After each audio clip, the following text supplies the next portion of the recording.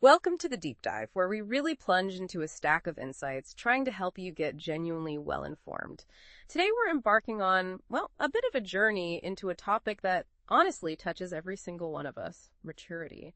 For so long, many of us, and yeah, I definitely count myself here, kind of grew up believing that being truly mature meant becoming fiercely independent.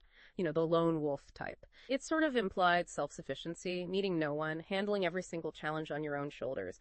Have you ever felt that? That subtle, almost constant pressure to go it alone, to kind of project this image that you've got everything figured out? Oh, absolutely. It's an incredibly powerful cultural story, isn't it? That ideal of the self-made, totally unshakable individual. But what if that conventional wisdom, that really deeply ingrained idea, is actually, well, a profound paradox?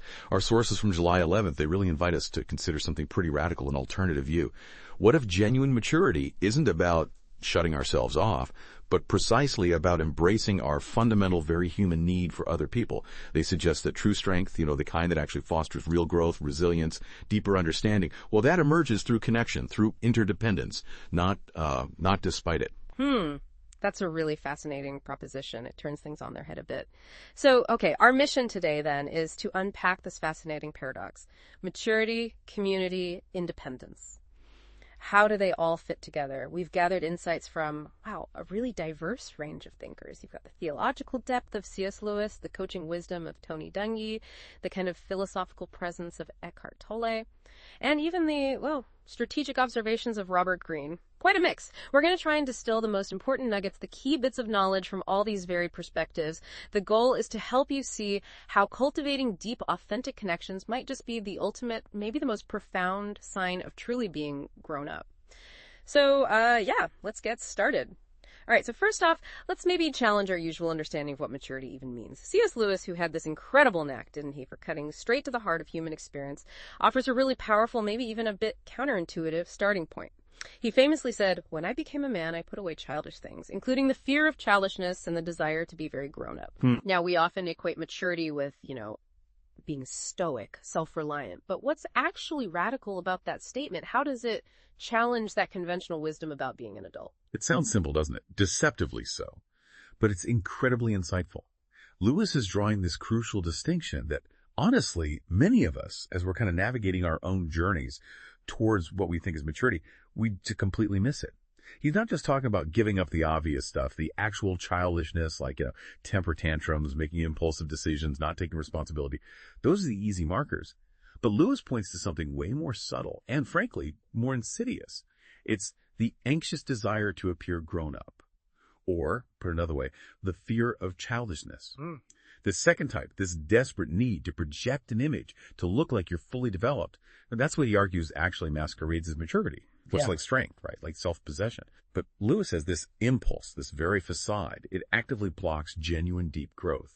The real paradox Lewis uncovers here is this: the attempt to look mature, that can often be the most childish thing of all. It's a front, and it blocks the very growth it's pretending to represent. Wow, okay. That's a powerful reframing. So it's not just about giving up the obvious kid stuff. He's suggesting there's this deeper, more subtle kind of childishness that paradoxically makes us think we're mature. If Lewis is stripping away that pretense, how does this fear of appearing childish actually play out, like in our daily lives, especially when we try to, connect with people genuinely? What does that anxious desire to appear grown up actually look like day to day? At work, maybe. Or in relationships? Oh, it shows up in countless ways. Often really subtly, almost unconsciously. Think about it. Maybe at work, you avoid asking a clarifying question in a meeting because you're afraid it'll show you don't know something, make you look less competent, right? To your colleagues or your boss. Or in personal relationships, maybe you hesitate to ask for help when you're really struggling, whether it's, emotionally, financially, practically, because you're convinced that needing others somehow makes you seem weak or less capable. You might even keep people at arm's length emotionally, deliberately maintaining distance, just because you want to project that image of unshakable strength, total self-sufficiency. You see it online too, right? The perfectly curated life, only successes, never the struggles. Or someone who just deflects compliments because they can't really take them in. But in doing all that and constantly guarding ourselves to appear grown up, we're actually, without realizing it, weakening the very connections that could, ironically, make us much stronger, much more resilient, and truly, genuinely more mature. Yeah, I can definitely relate to that. It sounds like this false maturity, it builds this kind of Yeah, a self-imposed prison, isolation. We get so good at convincing ourselves that standing alone, being that lone wolf we talked about, is proof of our development. But really, it's just a barrier. We're so busy trying to look grown up, we forget to actually be grown up in the ways that really matter, which, as we're starting to see, involves real connection. I wonder, thinking about you listening, have you ever found yourself caught in that? Prioritizing the image of independence over the actual strength that comes from connecting? Or maybe felt that little bit of shame around admitting you don't know something or that you need a hand. It's common, I think. Okay, shifting gears just a little bit, let's explore this independence idea through a slightly different lens. Tony Dungy, in his writings, he brings up some really interesting examples from the U.S. Supreme Court. It offers another angle on independent thinking. He mentions William Rehnquist, the late Chief Justice. Apparently, he was so often alone in his opinions, his dissents, that his law clerks actually gave him a Lone Ranger action figure. And then there's William O. Douglas, who actually wrote more dissents than any other justice in the court's entire history. These were people who, yeah, they collaborated, but they consistently stood firm in their differing opinions, often going against the majority. That Supreme Court example, it's really instructive, isn't it? Because right away, you see both the huge value and potentially the limits of thinking independently. In that specific context, the judicial world, the ability to stand alone, to dissent when you genuinely believe your interpretation of the law or the Constitution is right, regardless of peer pressure or political winds or even what's popular. Well, that represents the absolute highest form of intellectual integrity. It's profound moral courage.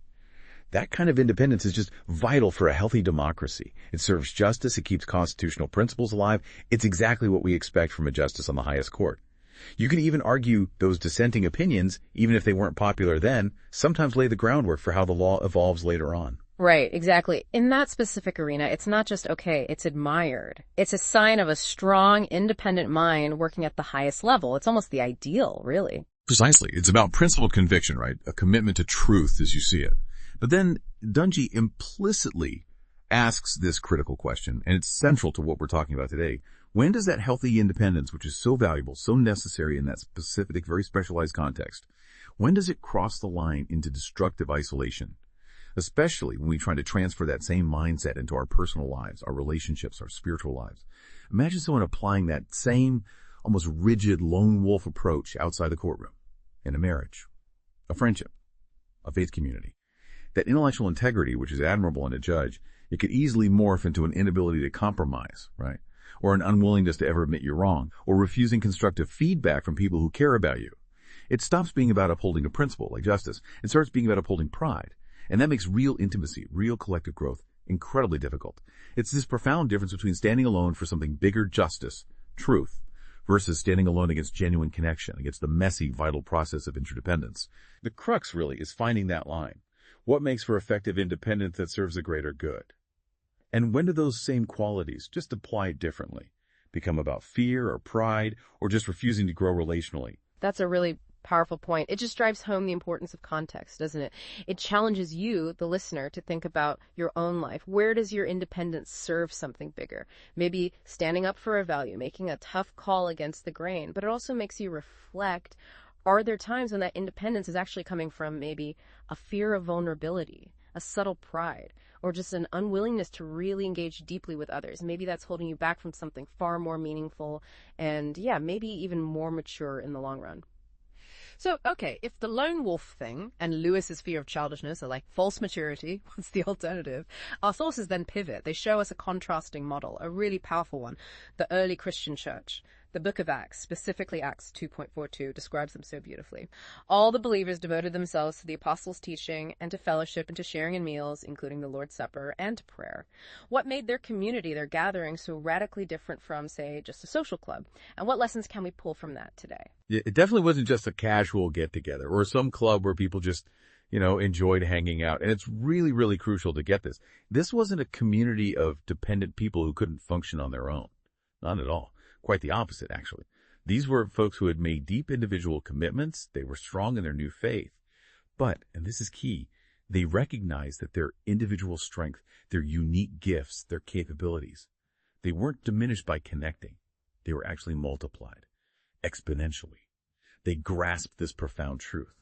We seem to be designed for community, not because we're weak or incapable alone, but precisely because we seem to be created for something much bigger than what any one person can achieve in isolation. It speaks to that fundamental human need, doesn't it? For belonging, for shared purpose, for doing things together that goes way beyond just companionship. That is a profound insight. So it's not about filling a gap, like you're lacking something. It's about amplifying what's already there. They weren't weak individually. They just knew their shared mission, spreading their message, living out their beliefs, needed collective strength. What does that actually look like today? Can you give me an example? Maybe like a modern team, a startup, or a nonprofit showing that kind of mature interdependence. Exactly. The text says they were empowered in their communion with each other and grew exponentially, building into each other's lives and strengthening each other. This wasn't just superficial socializing. It was dynamic, mutual empowerment, a deep, active investment in each other. Each person brought their unique stuff, strengths, perspectives, resources, even their vulnerabilities to the table, to the collective. And instead of those individual gifts getting watered down or lost in the group, the community actually amplified them. Think of it like a really healthy ecosystem, Individual trees, animals, microbes are all vital. But the real strength, the resilience, the flourishing that comes from how they're interconnected, how they rely on each other. In a modern sense, think about a really effective nonprofit that's tackling some huge social issue. No single person, no matter how brilliant, can solve systemic poverty alone, right? Or climate change.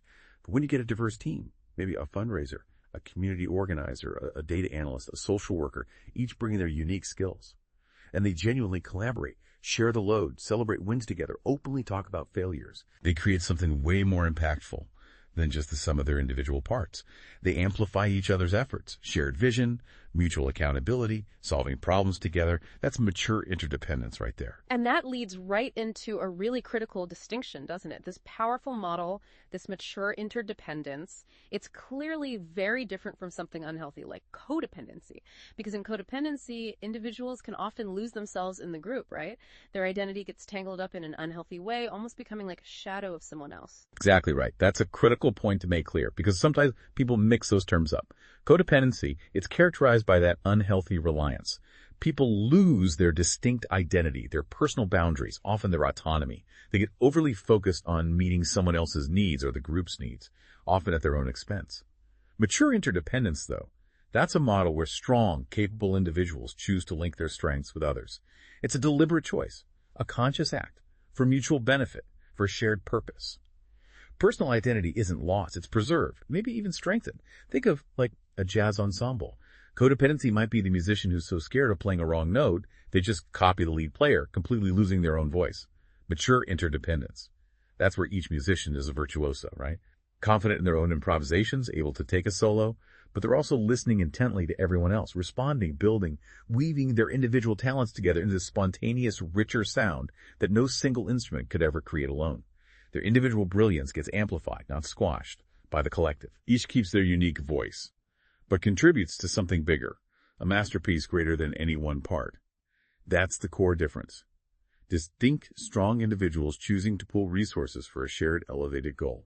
Okay, so we've explored this idea of mature interdependence as a path to strength, and we've contrasted it with those unhealthy dynamics.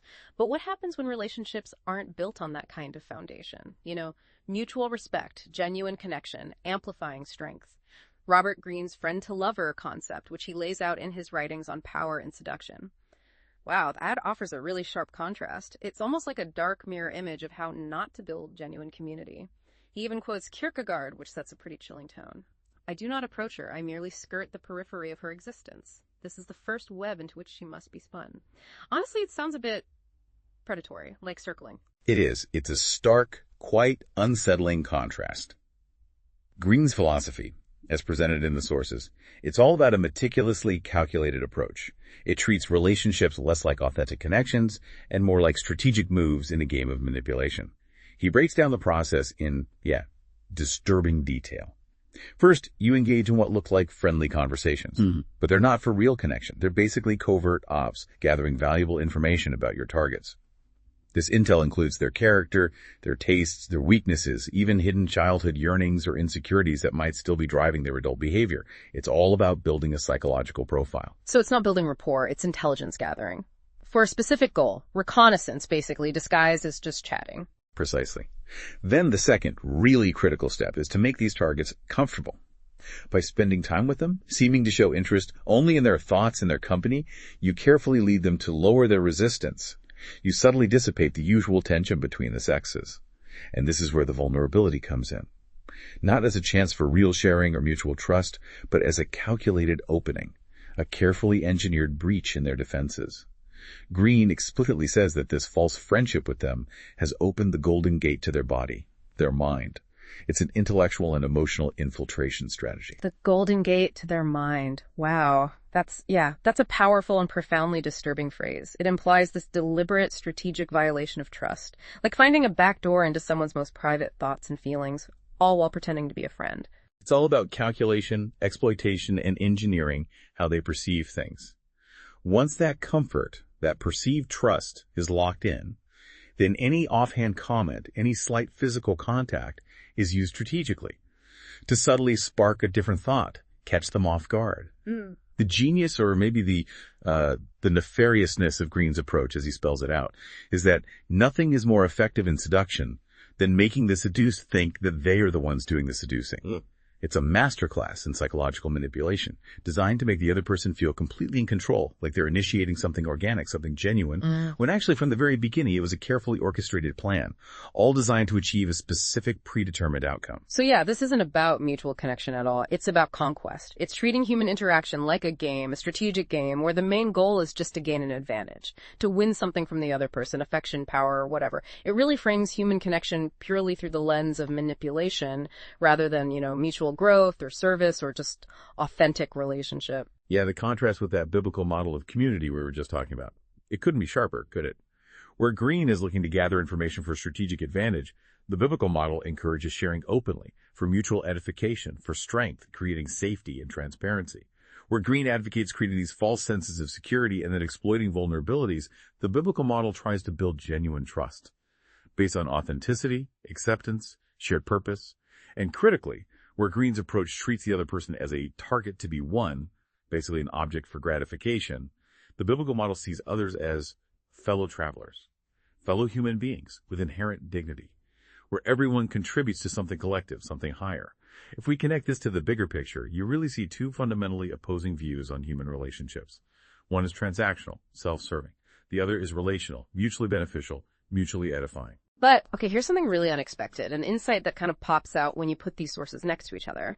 There's actually one fascinating, maybe even unsettling point they have in common. Both Green's strategic approach and the more authentic models of connection.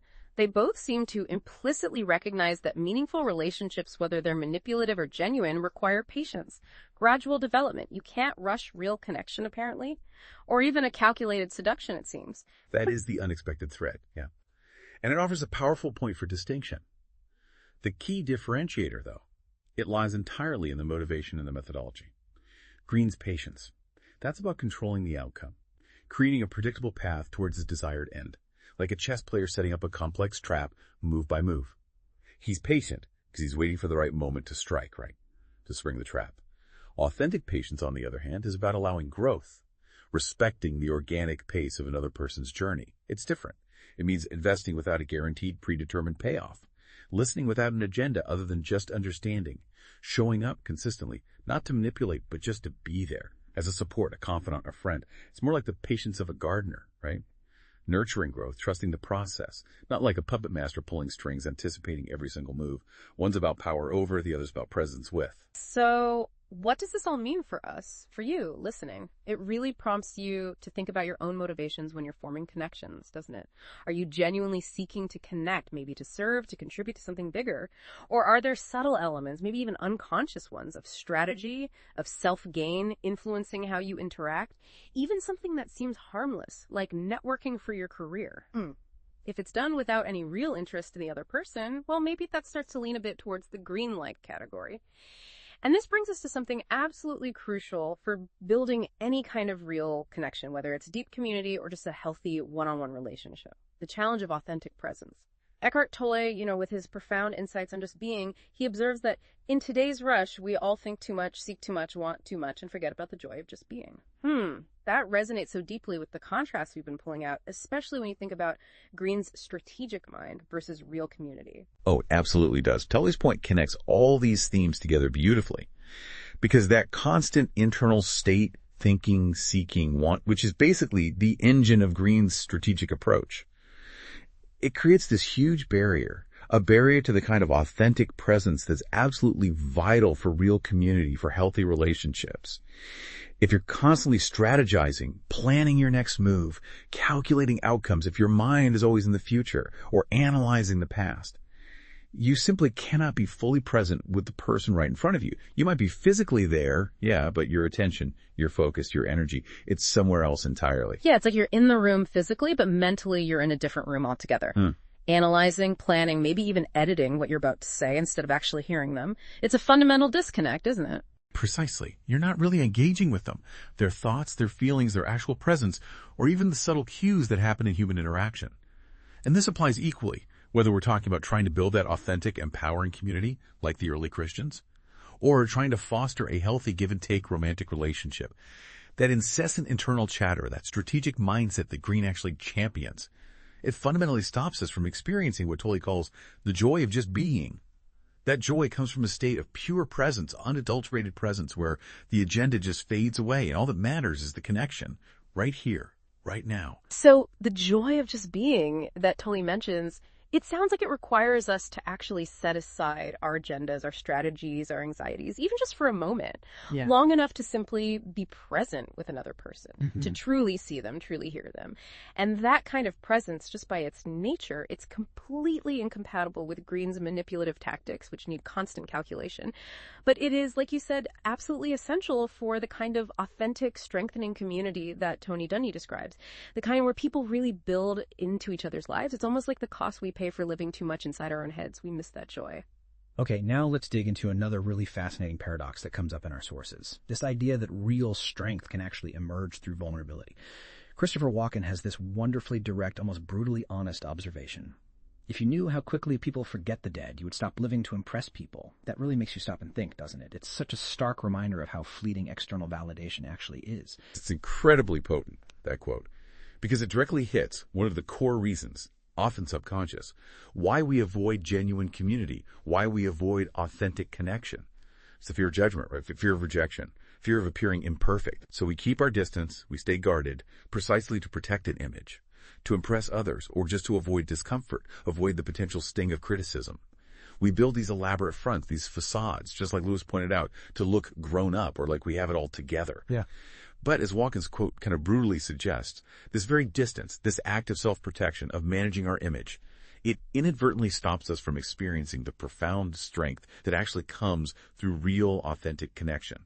Through letting the guard down, being seen as we really are, we end up weaker, not stronger, in our self-imposed isolation. It's a vicious cycle, isn't it? We isolate ourselves, build walls to feel strong, or at least feel safe.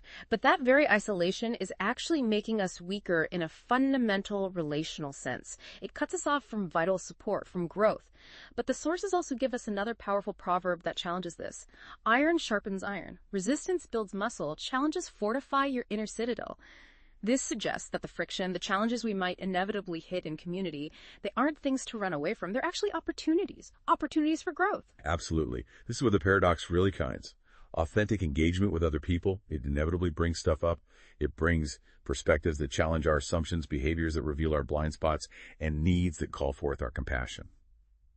This friction, this resistance, yeah, it's uncomfortable. It can be challenging. It might mean difficult conversations, having our ideas refined, maybe facing truths about ourselves we'd rather just ignore.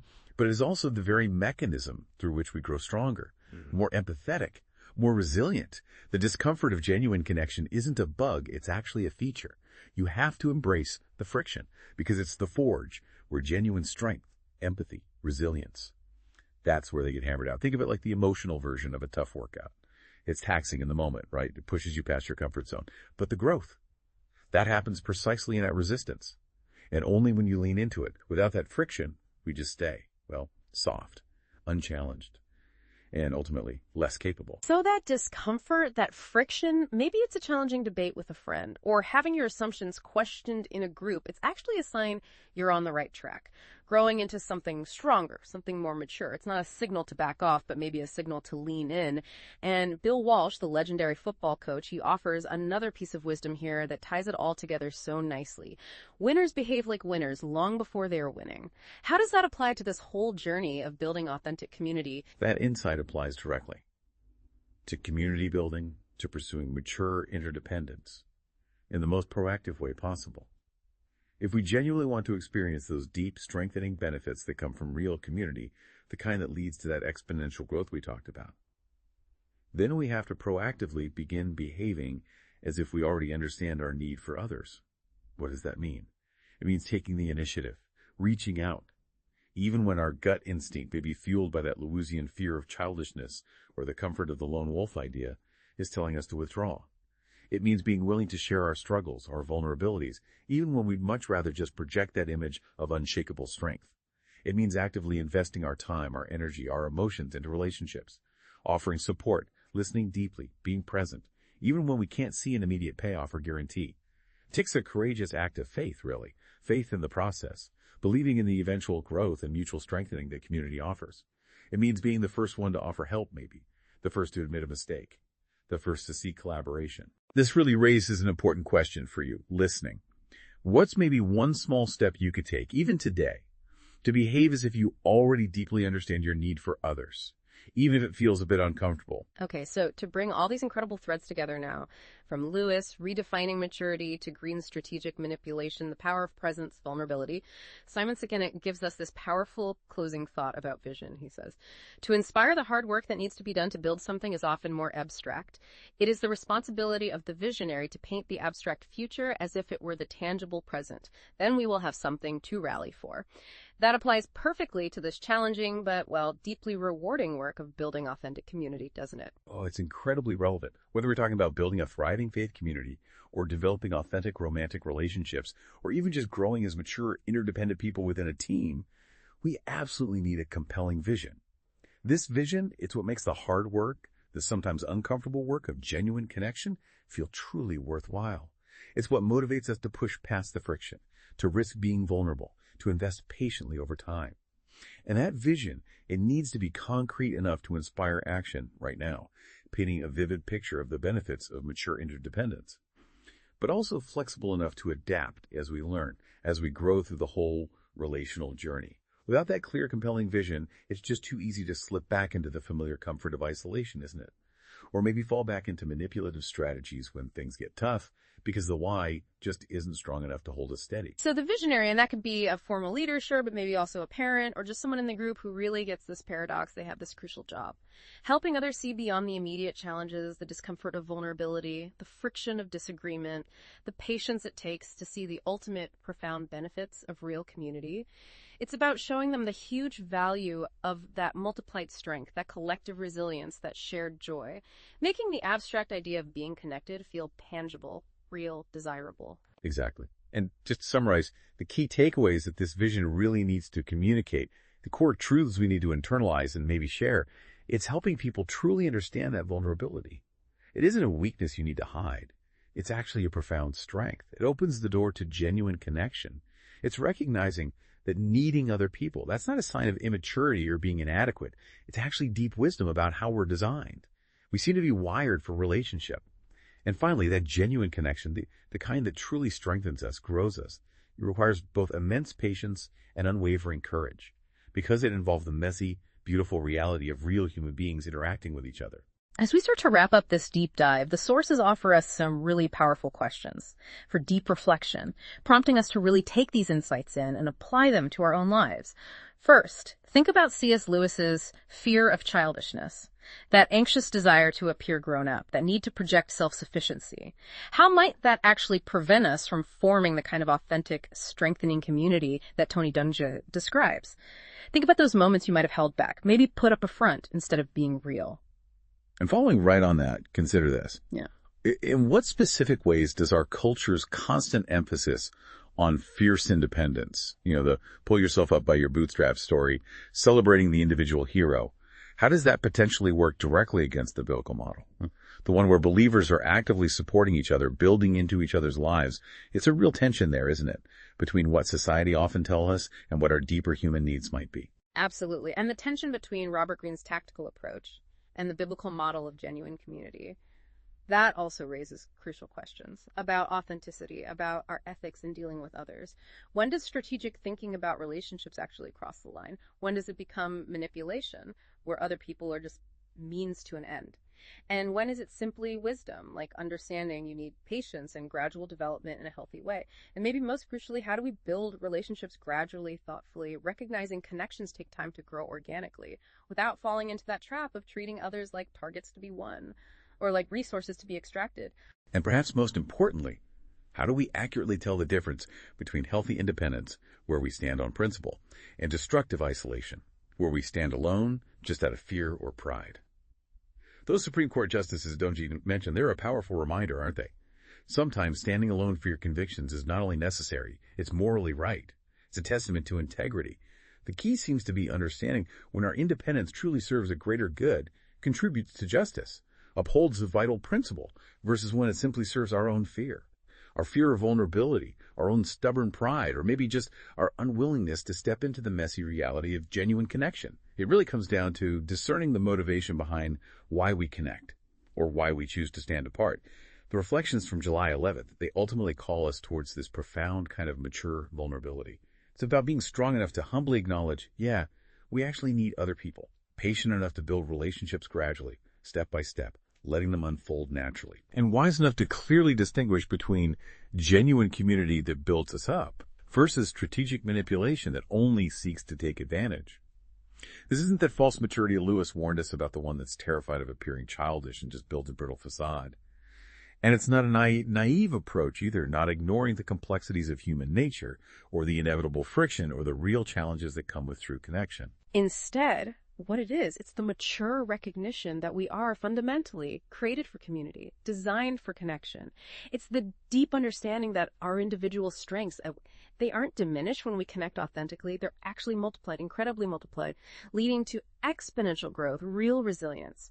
And at the profound realization that the simple joy of just being present with others, no agenda, no calculation, is absolutely worth the inherent risk of vulnerability. Because that risk, it unlocks something far more meaningful than anything we could possibly achieve on our own. This approach, it demands courage. Courage to be seen, flaws and all. It requires patience, letting relationships develop at their own pace.